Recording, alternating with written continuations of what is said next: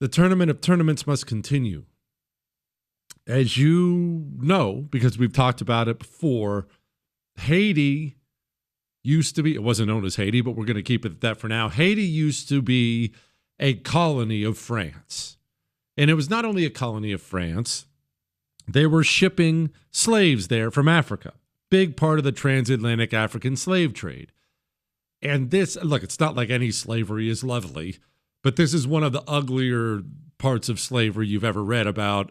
They were harvesting sugar cane. It was all done by hand. It was labor intensive. It was brutal.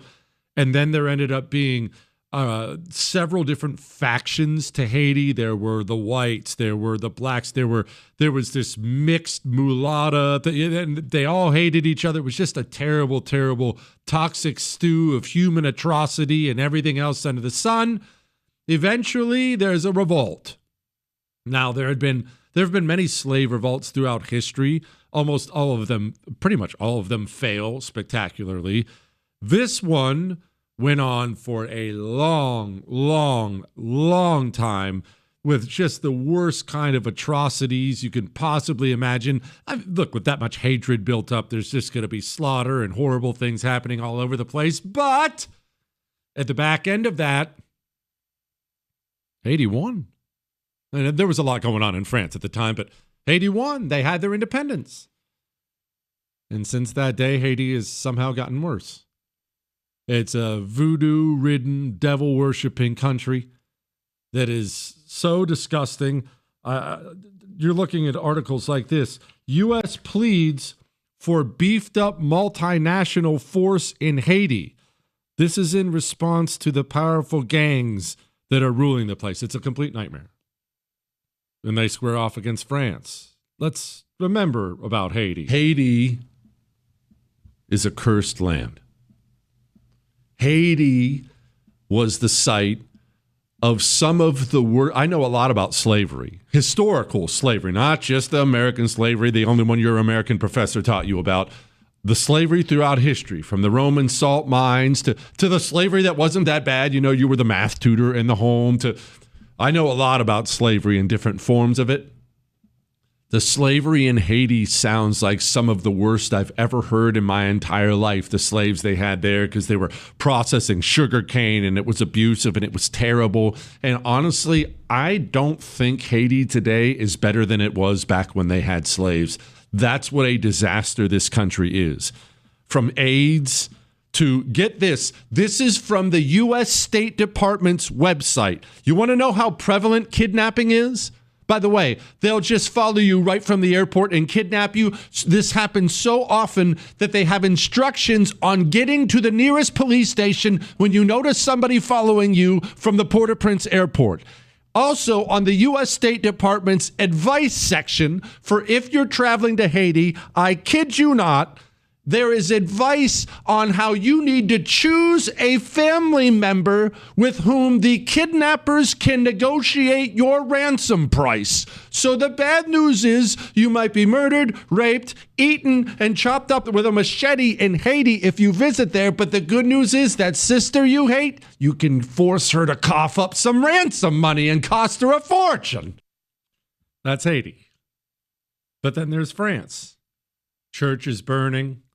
Mass importation of barbarians, a historic country falling before our eyes. Here's France. Now, as you know, we usually start out saying, where are they in the State Department's travel advisory? 4 levels, of course, 4 being the worst, first being the best. France is actually at a level 2, which doesn't make it sound that bad, except for if I was to ask you to list the first world countries in the world, France would be on your top 10 list. Don't lie. Of course it would. Yet there are warnings all over the place about France and what you might encounter there. I told you about us. Me, the boys went to Paris for a couple days. And because we wanted to do all the touristy things, Napoleon's tomb, so on and so forth, we also wanted to see the Eiffel Tower. Hopped in a cab over towards the Eiffel Tower. Before we arrived there, we were at a red light. Cabbie turns to us, just about freaked my whole family out, and gives us a stern lecture and warning. to be very, very careful at the Eiffel Tower where we're about to be dropped off. The dude made it sound like he was dropping us off in the middle of a war zone. It was that kind of a lecturing of you are not safe here. Pickpockets everywhere. By the way, terrorism on the rise for very understandable reasons, which we'll get to in a moment. Do keep in mind, if you're in France and maybe you want to take in a something at the local theater, you could very well find your final moments faced with the jihadi who's gouging out your eyes before he cuts your throat. Remember the Bataclan massacre. Did you know, here's an eye-popping stat for you, did you know that in the last 5 years, this is just what's reported, over 200 churches in France have, quote, caught fire? Let's not be naive here. You know exactly what's happening. You know who's doing it. Over 200 sets of arson as French churches are burning to the ground. Would you like a comparison? Because maybe you think all of Europe's the same.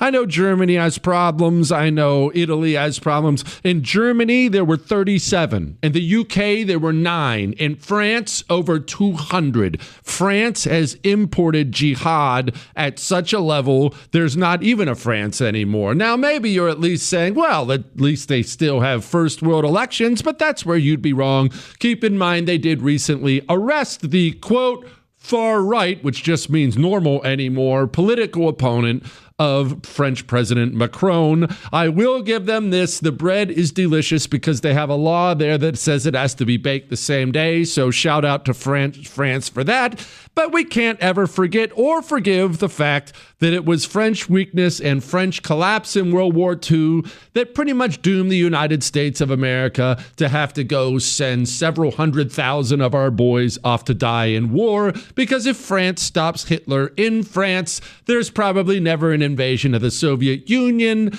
Germany and Japan probably don't join forces. Either way, long story short, if France had been able to stand up strong, the world would have saved, I don't know, roughly 100 million lives. France, not a great performance out of you. Which, of course, begs the question, and I forgot, shout out to our sponsor. Trash Can Barbecue. Try our special sauce. Taste the flavor. Who wins round 2? Look, I'm saddened by what's happened to France. You're saddened by what's happened to France. But let's be honest. You would still visit France. There are still parts of France you can pop in. I've been told the big fancy schmancy southern France on the Mediterranean is absolutely lovely.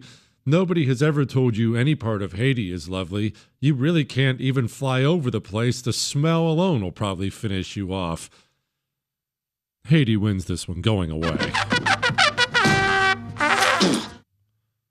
Haiti's 2-0 against France now. 2-0 against France and 2-0 in the tournament. And you never know what can happen in the later rounds because these matchups only get tougher as we go along.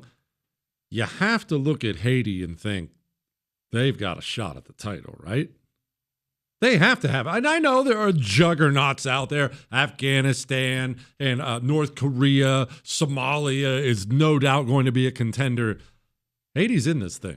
You voted Haiti 80%. Haiti's not just winning, they're dominating their opponent. That says a lot. I know playoffs.